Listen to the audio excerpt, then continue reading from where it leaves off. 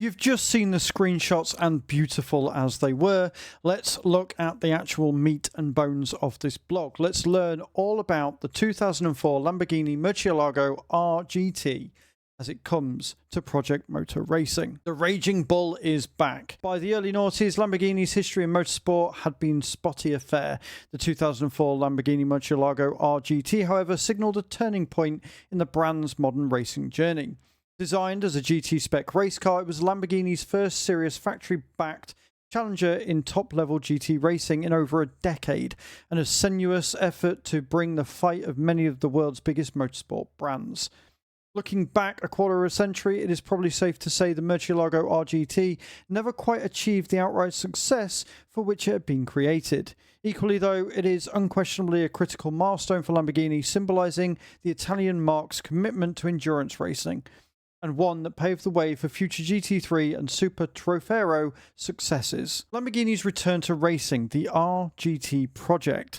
By 2004, Lamborghini's last major involvement in top-tier sports car racing had been in the early 1990s, with the ill-fated Lamborghini LC90 Formula One engine program and the Diablo-based GT cars built for the European GT and Japanese Super GT. These efforts, though, failed to establish Lamborghini in global motorsports, and it was only after Audi's acquisition in 1998 that interest was revived in developing a factory-supported race car.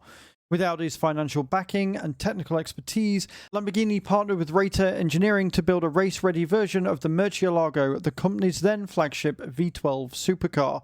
The result was the Murcielago RGT, now waiting for you in Project Motor Racing. The race-ready Bull. Unlike the road-going Murcielago, which featured all-wheel drive, the RGT was a rear-wheel drive only, complying with GT regulations. The switch to rear-wheel drive shaved off approximately 550 kilos from the road car, bringing the car's weight down to around 1,100 kilos or 2,425 pounds. Crucially, it also altered the car's handling dynamics, making it both more agile, but also a strenuously challenging beast to drive, particularly in endurance events. The engine, meanwhile, was a Banshee whale of a 6-litre V12 derived from the road car, but heavily modified for racing. Power was in the 600 horsepower range, depending on the balance of performance BOP regulations. And that was mated to a 6-speed sequential gearbox optimized for endurance racing. The Murcielago RGT also featured an aggressive aerodynamic package, including a mammoth rear wing and indication, if any were needed, the car's handling was tending to oversteer chaos. Competition.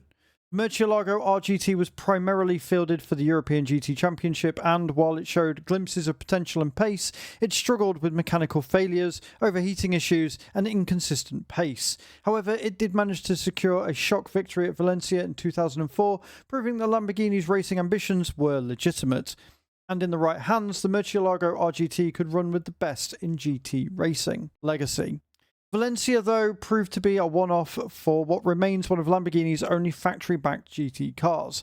Today, the Murcielago RGT is mostly seen as a bold but flawed attempt at returning Lamborghini to top-level endurance racing. But that shouldn't diminish the Murcielago RGT's legacy, because it played a pivotal role in Lamborghini's motorsport evolution, creating the foundation for future GT3 success.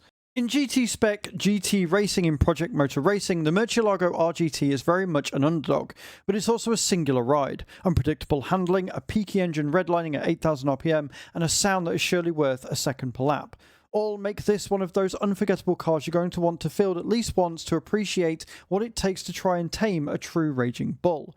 The Murcielago RGT will forever remain the embodiment of San Agata Bolognese.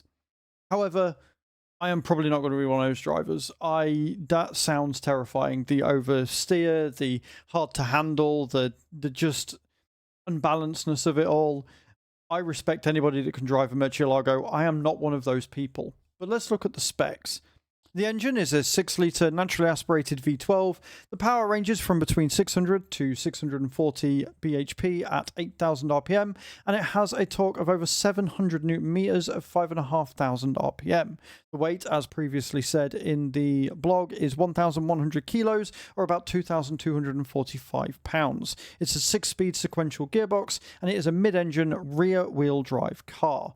All in all, it's a beautiful beast, one of my favourite to look at, but as I've already said, I am terrified to drive this thing. Let me know in those comments down below what you think, and don't forget to look in the description if you want to pre-order PMR today. Thank you very much for watching, and I will see you all in the next video. Ciao, ciao.